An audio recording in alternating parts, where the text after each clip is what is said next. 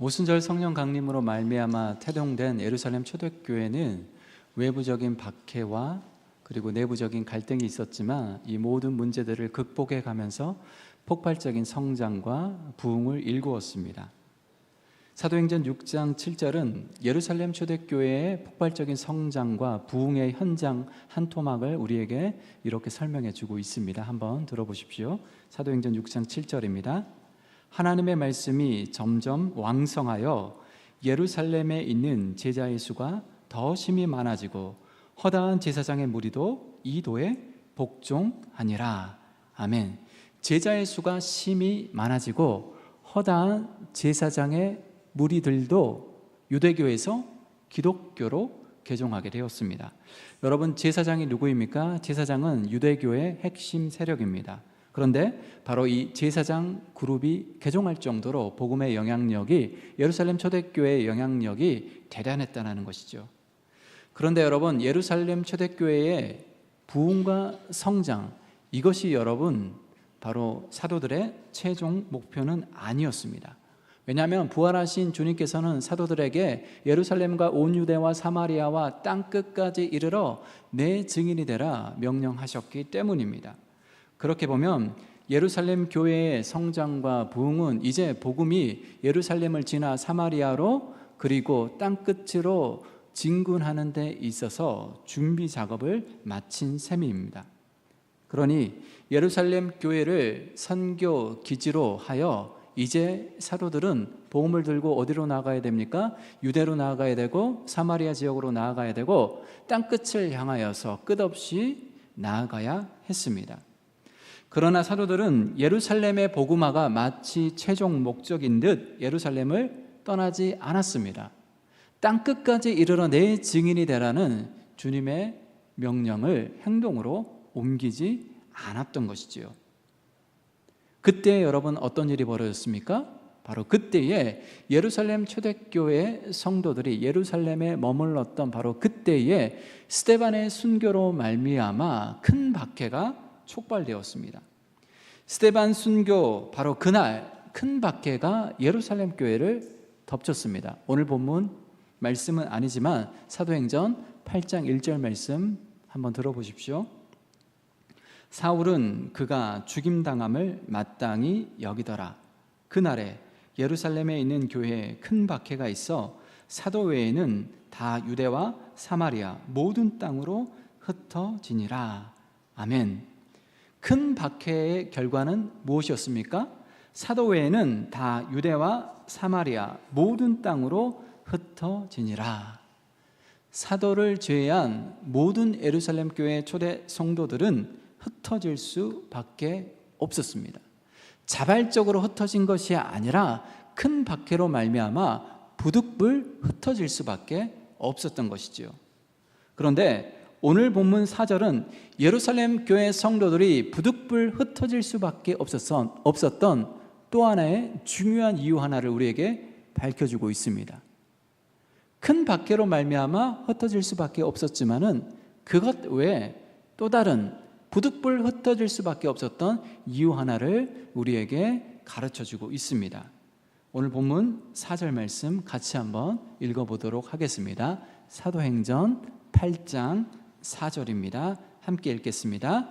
그 흩어진 사람들이 두루 다니며 복음의 말씀을 전할세. 아멘.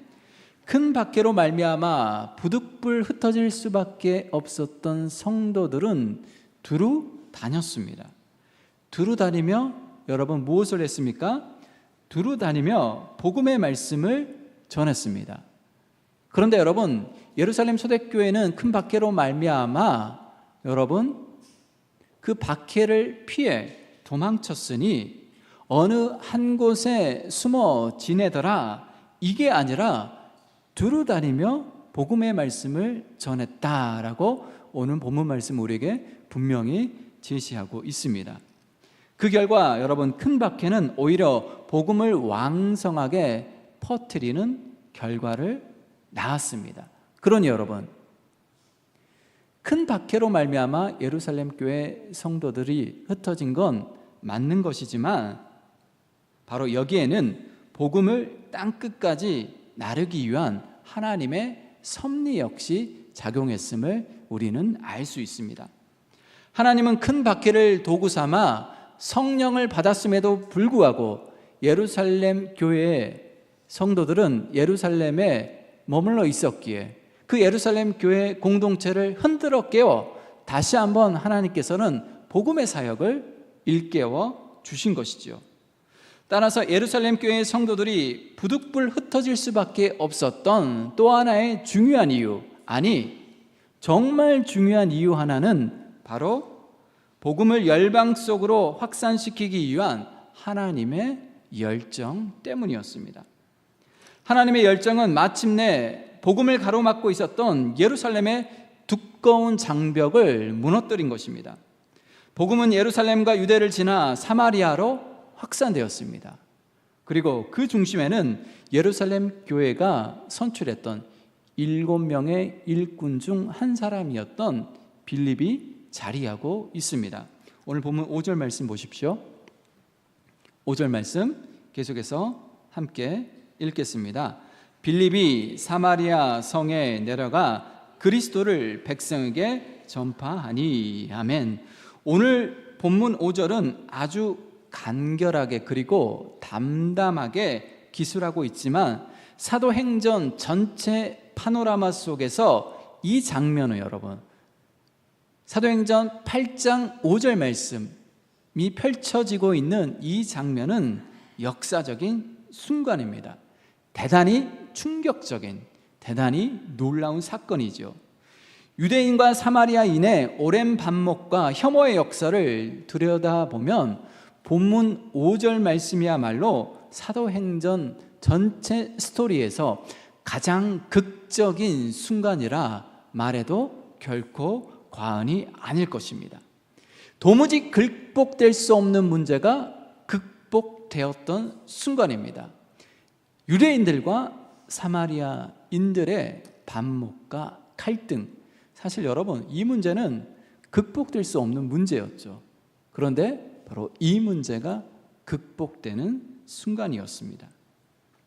이스라엘의 분열왕국 시대까지 거슬러 올라가면 대략 1000년 동안 묵은 채증이 내려가는 순간입니다.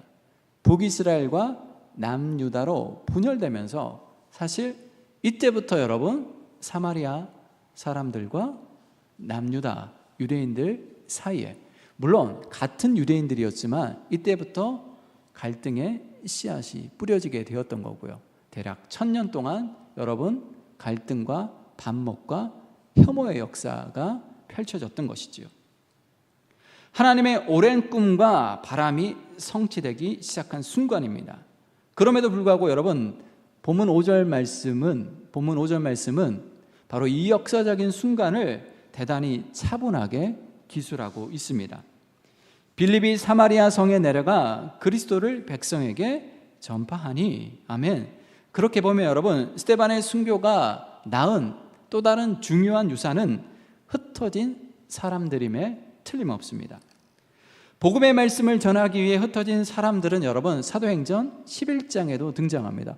오늘 본문 말씀에도 등장하지만은 이 흩어진 사람들의 스토리가 사도행전 11장에도 동일하게 등장하고 있습니다.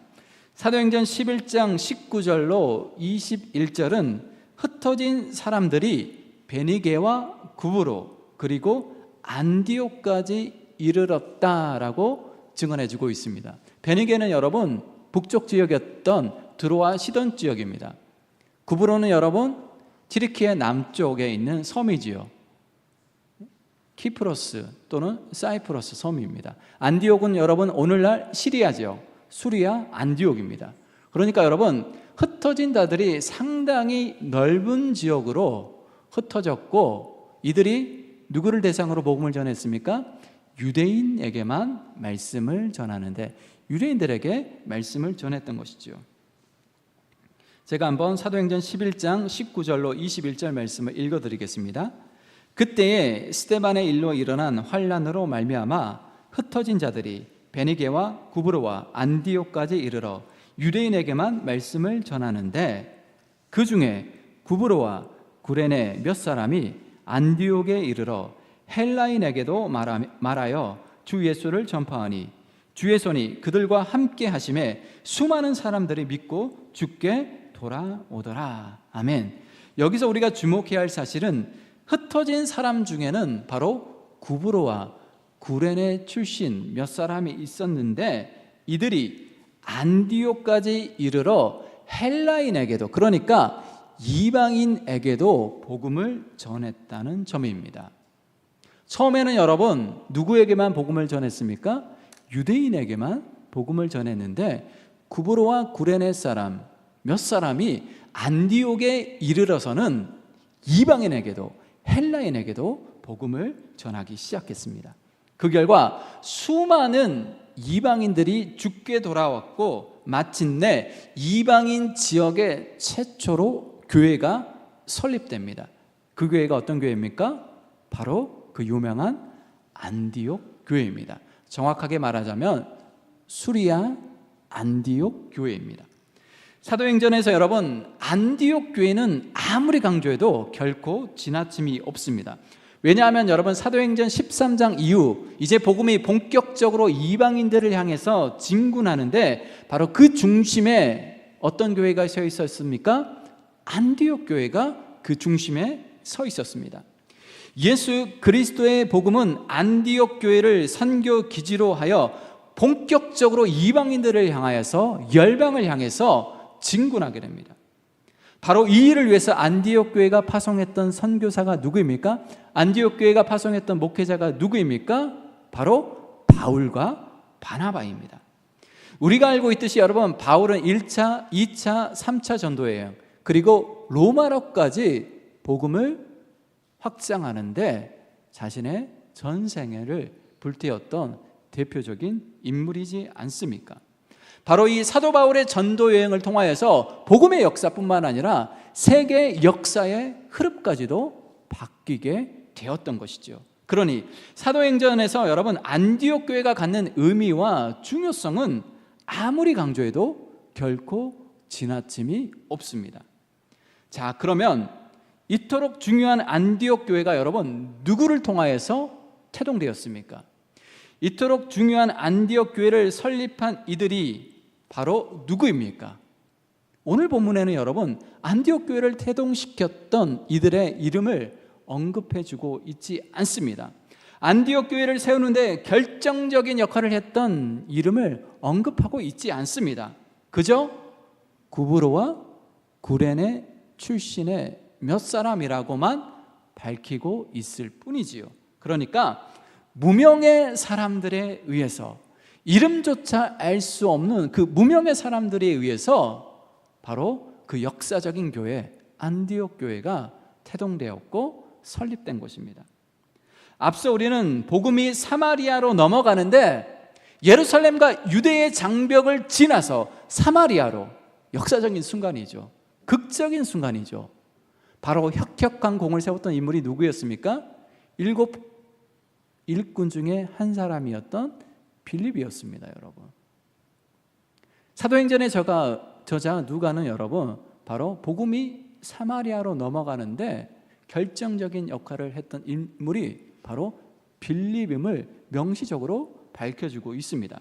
그런데 안디옥 교회가 세워지는데 혁혁한 공을 세웠던 사람들이 누구인지 우리는 도무지 알 길이 없습니다. 정말 중요한, 특별히 이방 지역에 복음을 전하는 데 있어서 매우 중요한 역할을 담당했던 이 안디옥 교회가 누구에 의해서 세워졌는지 우리는 성경 어디를 찾아봐도 확인할 길이 없습니다. 그렇다면 이방인 지역에 최초로 세워진 교회, 바울과 바나바를 선교사로 파송했던 교회, 이방 선교의 전초 기지를 담당했던 교회인 안디옥 교회가, 이토록 중요한 안디옥 교회가 이름조차 알 수 없는 무명의 사람들에 의해서 태동되었고 설립되었다는 것이 오늘 우리에게 무엇을 말해주고 있는 것일까요? 하나님의 구원 역사는 사도들을 통해서만, 특별한 사람들을 통해서만 역사했던 것이 아니라 이름조차 알 수 없는 무명의 사람들을 통하여서도 여러분 하나님의 구원 역사가 줄기차게 전개되었다라는 것을 우리에게 말해주고 있는 것이죠. 사도행전의 역사는 여러분 특별한 사람들을 통해서만 전개되었던 것이 아니라 무명의 사람들을 통하여서 그리스도인이라면 누구든지 사도행전의 주역이 될 수 있다는 것이죠. 여러분 생각해 보십시오. 구브로와 구레네 출신 몇 사람이 안디옥에 이르러 복음을 전했을 때 과연 이들 중 그 누가 이방인 지역의 최초의 교회 안디옥 교회가 이곳에 세워지리라고 생각했겠습니까?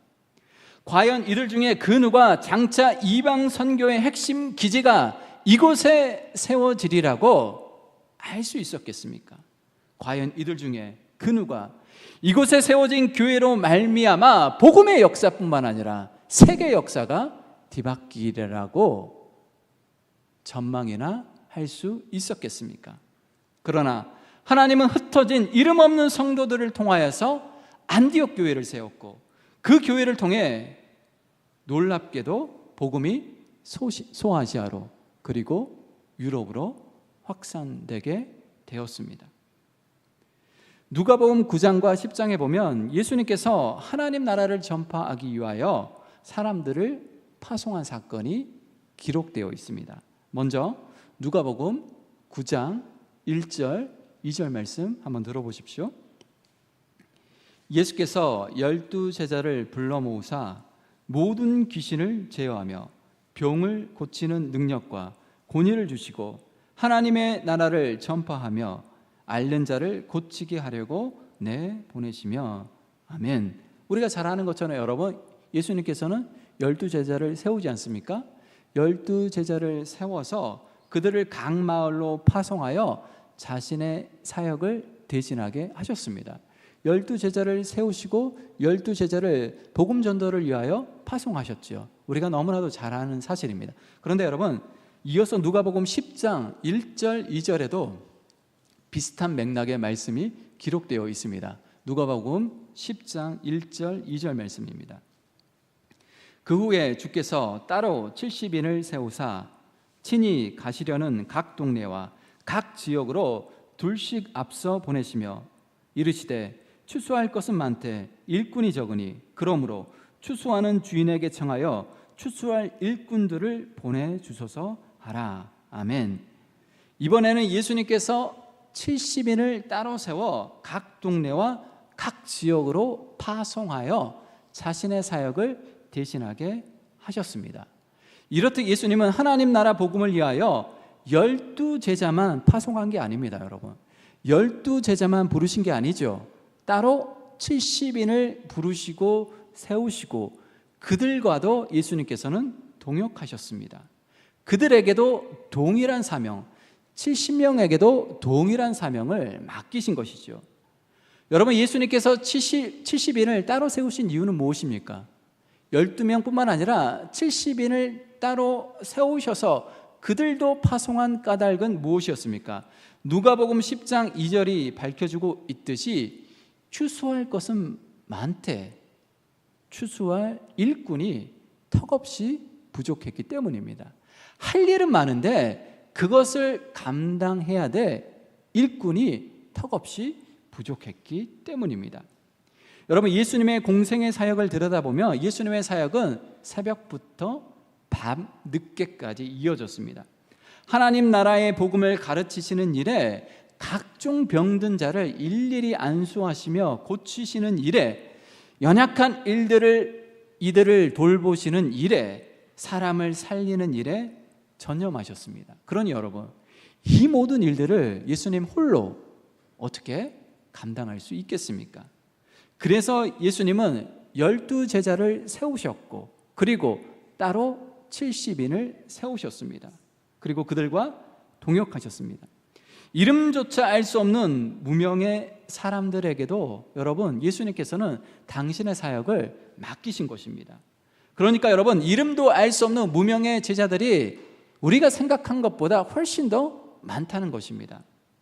이름도 빛도 없이 예수님을 섬긴 이들이 많았습니다. 우리는 수제자가 누구냐, 예제자가 누구냐, 핵심 제자가 누구냐, 이것을 따지지만 여러분, 실제 이름도 없이 빛도 없이 섬긴 무명의 제자들이 숨은 주인공이라는 것이죠. 예수님을 통하여서 펼쳐진 하나님 나라가 여러분 이 땅 가운데 세워지고 확장될 수 있었던 숨은 주인공들은 여러분, 우리가 이름조차 알 수 없는 무명의 제자들이었습니다. 무명의 성도들이었습니다. 한국교회의 부흥과 성장도 여러분 마찬가지입니다. 이름도 없이 빛도 없이 섬겼던 무명의 성도들에 의해서 한국교회가 여러분 이만큼 성장할 수 있었고 이만큼 부흥할 수 있었습니다. 지금도 여러분 이름도 없이 빛도 없이 한국교회를 섬기며 주님을 섬기는 그 무명의 성도들이 있기에 한국교회가 이만큼 버티고 있는 것이죠. 한국교회 최후의 보루는 여러분 이름도 없이 빛도 없이 섬기는 성도들입니다. 여러분, 이름이 드러나고 이름이 알려진 그 소수의 몇 사람에 의해서 한국교회 복음의 역사가 전개되고 있는 것이 아니라 보이지 않는 여러분, 숨어있는 이름조차 알 수 없는 그 무명의 성도들의 헌신과 눈물과 겸손과 섬김을 통하여서 한국교회는 여전히 버티고 있는 거고, 제자리에서 그리스도의 교회로서 그리스도의 몸된 교회로서 사명과 역할을 감당할 수 있는 것이죠. 우리는 지금 이곳에 함께 모여 하나님을 예배하지만 하나님은 우리를 흩어진 사람들로 부르셨습니다. 사실 우리가 이곳에 모인 까닭은 무엇입니까? 이곳에 모이기 위해서 모인 게 아니죠. 모였다가 흩어지기 위해서 우리는 지금 이 자리에서 하나님을 예배하고 있는 것입니다. 우리가 예배당 문을 박차고 나가는 순간 우리는 각자의 삶의 자리로 흩어져서 흩어진 사람들로 살아갈 것입니다. 하나님이 우리를 흩어진 사람으로 부른 까닭이 무엇입니까? 오늘 본문 말씀 4절 말씀을 다시 한번 들어보십시오. 그 흩어진 사람들이 두루 다니며 복음의 말씀을 전할세. 아멘. 우리의 삶의 자리에서 복음을 증거하라고 하나님은 우리를 흩어진 사람들로 부르셨습니다. 복음의 증인이 되고 부활의 증인이 되라고 우리를 흩어진 사람들로 부르셨습니다. 이 일은 특별한 사람들만, 소수의 사람들에게만 여러분 주어진 게 아닙니다. 이름조차 알 수 없는 무명의 사람들을 통하여서 하나님께서 지금까지 복음의 역사를 써내려 오셨듯이 여러분, 하나님은 우리를 통하여서 복음의 역사를 계속해서 땅끝을 향하여 확산시키기를 원하십니다. 예수님은 12제자만 파송한 것이 아니라 여러분 무명의 70인을 파송하셨습니다. 그 무명의 제자들이 여러분 우리가 생각하는 것보다 훨씬 더 많습니다. 여러분, 여제자들도 있었습니다. 여러분, 예루살렘 초대교회가 태동될 당시에 그 마가의 다락방에 모였던 그 제자들이 몇 명이었습니까? 120여 명이었습니다. 예수님의 부활을 목격했던 형제들이 몇 명이었습니까? 500의 형제들이었습니다. 그러니까 여러분, 생각보다 여러분 숨은 제자들이 많았습니다. 그리고 그 숨은 제자들이 있었기 때문에 여러분, 복음이 예루살렘과 유대와 사마리아 땅끝을 향하여 나아갈 수 있었던 거죠. 그 이름들은 성경에 드러나지 않고 명시되지 않았지만 바로 그들이 숨은 복음 역사의 주역들이라는 사실을 우리는 기억할 필요가 있습니다. 무명의 사람들을 통해서도 복음의 역사가 왕성하게 전개되었다는 사실을 우리는 늘 기억할 필요가 있습니다. 무명의 사람에 의해 이방 지역의 최초의 교회 안디옥 교회가 태동되었습니다. 오늘 저와 여러분을 통해 하나님은 여전히 복음의 역사를 전개하고 있습니다. 요즘 전도하기가 쉽지 않습니다. 코로나 이후 어떻습니까? 코로나 이후 더 전도하는 것이 쉽지 않습니다. 전도의 문이 점점 더 닫히고 있는 것만 같습니다. 그래서인지 전도는 나와 무관하다고 생각하는 그리스도인들이 제법 있습니다. 복음을 전파하는 일은 내 일이 아니라고 생각하는 그리스도인들도 있습니다. 그러나 여러분 기억하십시오. 예루살렘 초대교회부터 지금까지 전도하기 쉬운 때는 한 번도 없었습니다. 기독교 역사상 전도하기 쉬운 때는 단 한 번도 없었습니다. 앞으로도 여러분 전도하기 쉬운 때는 결코 오지 않을 것입니다. 좀 더 전도하기 쉬운 때가 오면 그때 전도해야지, 이런 생각을 여러분들이 마음속에 품고 있다면 여러분 평생 전도할 수 없습니다. 과거에도 전도하기 쉬운 때는 없었고 지금도 전도하기 쉽지 않고 앞으로도 여러분 전도하기는 결코 쉽지 않을 것입니다. 그러면 여러분 우리는 어떻게 해야 됩니까? 전도하기를 포기해야 됩니까?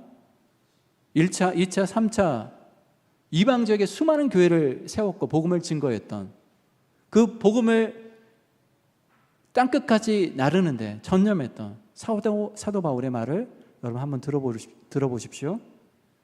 디모데후서 4장 2절입니다. 너는 말씀을 전파하라. 때를 얻든지 못 얻든지 항상 힘쓰라. 아멘. 전도하기에 여러분 특별한 때는 없어요. 전도하기에 적절한 때도 없습니다. 여러분 때를 얻든지 못 얻든지 우리는 꾸준히 전도해야 합니다. 왜냐하면 하나님은 우리 모두를, 모든 그리스도인들을 흩어진 사람들로 부르셨기 때문입니다. 이번 주에 여러분 추석 명절이 시작됩니다. 우리 각자는 제각각 고향으로 흩어질 것입니다. 아직까지 주님을 영접하지 못한 가족들이 있을 것입니다. 친지들도 있을 것입니다. 이번 명절에 여러분 우리가 가족들에게, 아직까지 주님을 영접하지 않은 가족들에게, 친지들에게 줄 수 있는 최고의 선물이 무엇이겠습니까? 예수 그리스도의 복음입니다. 추석 명절을 맞이하여서 흩어진 자리에서 복음의 메신저로 복음의 메시지를 증거하는 저와 여러분이 되시기를 축원합니다. 기도하겠습니다. 주님 감사합니다. 우리는 흩어진 사람들입니다. 우리가 이 시간에 하나님을 예배하는 것도 흩어지기 위함입니다. 흩어져서 복음의 말씀을 증거하기 위해서 하나님 우리를 부르셨습니다. 무명의 사람들을 통하여 이름조차 알 수 없는 그들의 섬김과 그들의 헌신을 통하여 복음의 역사가, 교회의 역사가 지금까지 여기까지 오게 되었습니다. 이러한 역사를 되돌아보며 우리 역시 이름 없이 빛도 없이 주님을 위하여, 교회를 위하여 복음을 증거하고 복음을 땅끝까지 나르는데 우리의 생애를 드리고 우리의 삶을 드리고 우리의 물질을 기꺼이 드리게 하여 주옵소서. 거룩하신 예수님의 이름으로 기도드리옵나이다. 아멘.